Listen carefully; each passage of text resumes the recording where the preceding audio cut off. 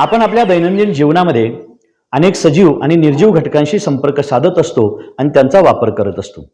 याच वस्तूमुळे आपल्या जगण्याला एक आधार निर्माण होतो.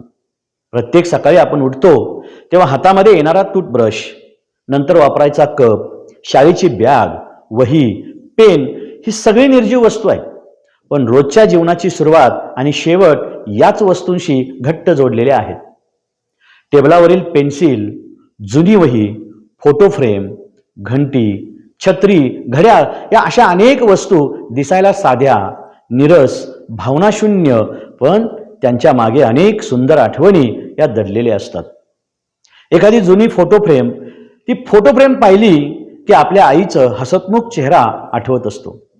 जुनी वही उघडल्यानंतर पहिल्यांदा लिहिलेली अक्षरं आठवतात. वस्तू दिसायला साध्या, या वस्तू साध्या असल्या तरी भावना मात्र खोल असतात.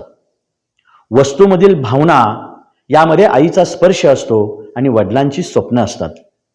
काही वस्तूमध्ये आपल्या बालपणीचे क्षण जपलेले असतात. एखादी वस्तू आईच्या मायेचा स्पर्श सांगते, तर दुसरी वस्तू वडिलांच्या स्वप्नांचे ओझे सांभाळत असते. आईने खरेदी केलेली एखादी पेन्सिल किंवा तो पेन्सिलचा बॉक्स वर्षानुवर्षे जपून ठेवलेली असतात, तर त्या वस्तूमध्ये आईच्या प्रेमाची आठवण ही जिवंत राहते.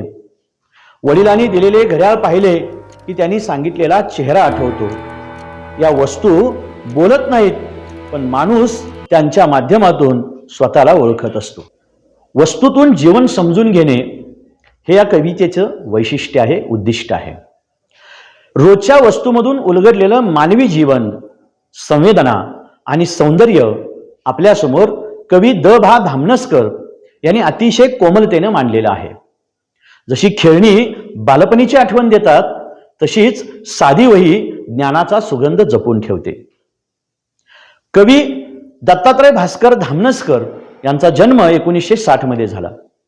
त्यांचे लेखन नेहमीच वाचकांच्या मनाला स्पर्श करणारे ठरले. भावोत्कटता, प्रांजलपणा, चिंतनशीलता, संवेदनशीलता आणि संयम हे या काव्य लेखनाची ताकद आहे. त्यांच्या कविता वाचताना एखाद्या शांत सरोवराच्या पाण्यासारखा स्थिरपणा आणि मनाला भिडणारा विचार जाणवतो. या कवितेतून मिळणारा मुख्य संदेश म्हणजे वस्तूबद्दलची आपुलकी. वस्तू ही कविता भरून आलेले आकाश या काव्यसंग्रहातून घेतलेली आहे. कविवर्य या कवितेच्या माध्यमातून सांगतात की निर्जीव वस्तूंनाही आपल्या जीवनाचा महत्वाचा भाग बनवता आला पाहिजे. त्यांच्याशी मानवी भावना जोडलेल्या असतात, म्हणून त्यांच्याशी प्रेमाने, स्नेहाने, आपुलकीने वागले पाहिजे.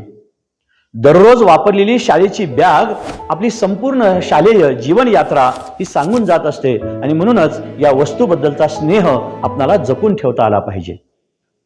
वस्तूंना जीव नसेलही कदाचित, पण जीव नसल्यासारखे वागवू नये त्यांना. वस्तूंना मनही नसेल कदाचित, पण ते असल्यासारखे वागलो तर वस्तू प्रचंड सुखावतात. वस्तू निखालस सेवकच असतात आपल्या, तरीही बरोबरीचा मान द्यावा त्यांना. वस्तूंना वेगळी स्वतंत्र खोली नको असते. त्यांना फक्त आपल्या मानलेल्या जागेवरून निष्कासित न होण्याची हमी द्या. वस्तूंनाही असते आवड स्वच्छ राहण्याची, हे हाताना लक्षात ठेवायला सांगा. वस्तूंना जपावे, लाडावूनही ठेवावे त्यापुढे जाऊन. त्याच जिवंत ठेवणार आहेत आपला स्नेह नंतरच्या काळातही. आयुष्य संपले की वस्तूंनाही आजवरच्या हक्काच्या घरात राहू देत नाहीत. तेव्हा कृतज्ञतापूर्वक निरोपाचा त्यांचा हक्क शाबूत ठेवावा. वस्तूंचा आदर करणे ही एक आपली आगळी आणि वेगळी भावनिक भूमिका आहे.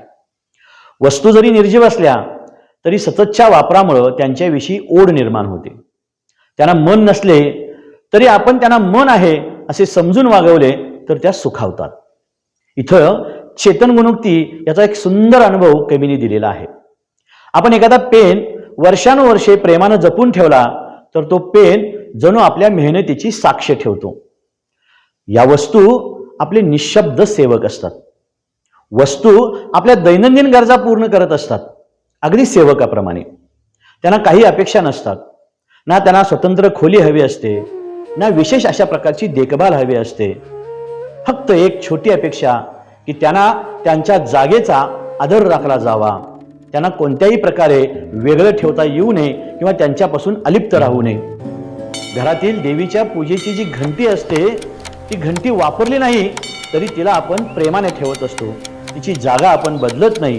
अशा प्रकारच्या अपेक्षा या वस्तू सुद्धा आपल्याकडून करत असतात. स्वच्छता आणि कृतज्ञता ही वस्तूंची खरी गरज आहे. जशी माणसाला स्वच्छतेची आवड असते तशीच वस्तू ही स्वच्छ राहिल्यानंतर सुंदर दिसतात. त्यांना जतन करणं म्हणजे त्यांच्या सेवेला मान देणं. जुनी सायकल स्वच्छ ठेवली की ती नव्यासारखी दिसते आणि तिच्याशी जोडलेल्या आठवणी आपोआप उजळत असतात. आणि त्याप्रमाणेच या वस्तूंच्या विषयी आपल्याला कृतज्ञता बाळगता आली पाहिजे. कृतज्ञतापूर्वक निरोप हा वस्तूंचा हक्क आहे. एखादी वस्तू खराब झाली, उपयोगात नसली की आपण तिला घराबाहेर टाकतो, पण वर्षानुवर्षे त्या वस्तूंशी दिलेली सेवा लक्षात घेता त्यांनी एकच अपेक्षा ठेवलेली असते की आपल्याकडून कृतज्ञतापूर्वक निरोप दिला जावा.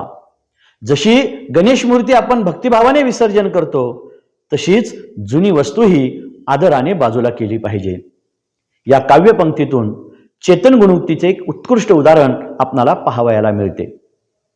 या कवितेची लेखन वैशिष्ट्ये ही या कवितेची अंतःप्रेरणा आहेत. भावुकता, चिंतनशीलता, प्रांजलपणा आणि मानवी संवेदनशीलता ही कवितेची वैशिष्ट्ये आहेत. मुक्त छंदामुळे विचार अगदी स्पष्ट, प्रवाही आणि मनाला भिडणारे वाटतात. कवीने निर्जीव वस्तूंना मानवी अस्तित्वाचे नवीन रूप दिलेले आहे. जशी एखादी कथा आपल्याला आयुष्याचा अर्थ सांगते तशीच ही कविता निर्जीव वस्तूमधील जीवनाचे तत्वज्ञान सांगते. या कवितेतून मिळणारा संदेश जर पाहिला तर निश्चित आपल्या लक्षात येईल की वस्तूंचा प्रेमाने सन्मान करता आला पाहिजे. वस्तू आपल्या जीवनातील अविभाज्य भाग आहेत. जरी त्यांना मन नसले, भावना नसल्या तरी आपण त्यांच्याशी स्नेहाने, प्रेमाने, आपुलकीने, त्याचबरोबर कृतज्ञतेने, आदराने वागले पाहिजे. त्यांनी दिलेली सेवा, त्यांच्या आठवणी ही आपल्या जीवनयात्रेची गोड संपत्ती आहे. म्हणून या कृतज्ञतेनं आपण या वस्तूंशी वागलं पाहिजे.